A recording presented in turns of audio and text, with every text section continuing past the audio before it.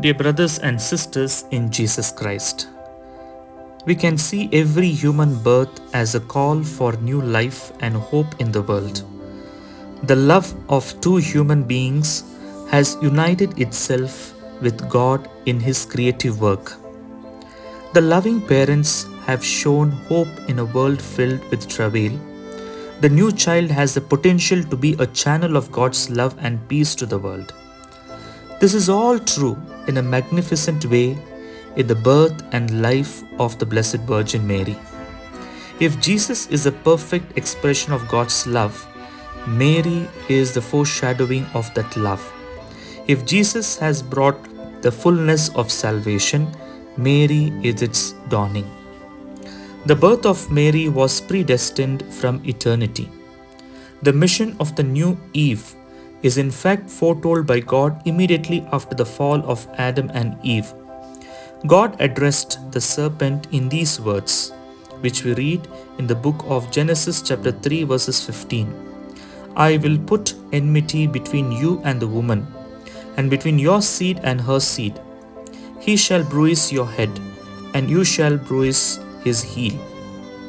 The ancient fathers of the church called this particular passage as a proto-gospel of salvation, because it announced the final victory of the human race over the serpent through the offspring of the woman.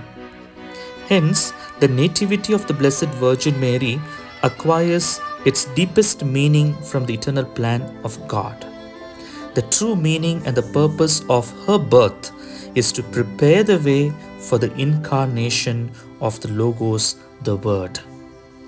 The primary source from which the history concerning the nativity of the Blessed Virgin Mary is drawn from an apocryphal text attributed to St. James. This book dates back to the 2nd century. Here we see a story which is told of the rich and righteous man Joachim, who brought many offerings to the Lord but was reproached because he had no offspring.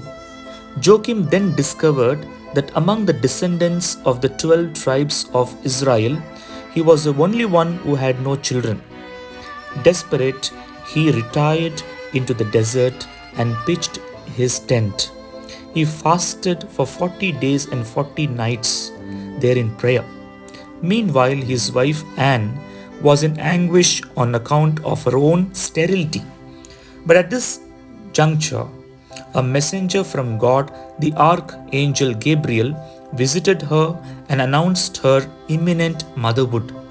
At that point, Joachim also arrived from the desert with his flocks. He in turn received the angel's announcement and ran to embrace his wife. Both gave thanks to the Lord and promised to consecrate the unborn child to him. The months of waiting were completed, and Anne gave birth to a baby girl whom she named Mary.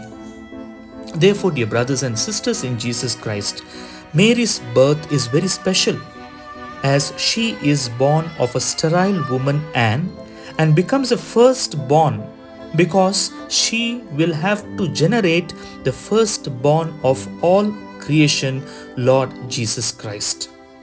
Therefore, Pope Paul VI, in his apostolic exhortation on the right ordering and development of the devotion to the Blessed Virgin Mary, known as Marialis Cultus, number 7, he rightly says, the nativity of the Blessed Virgin Mary is a hope of the entire world and the dawn of salvation.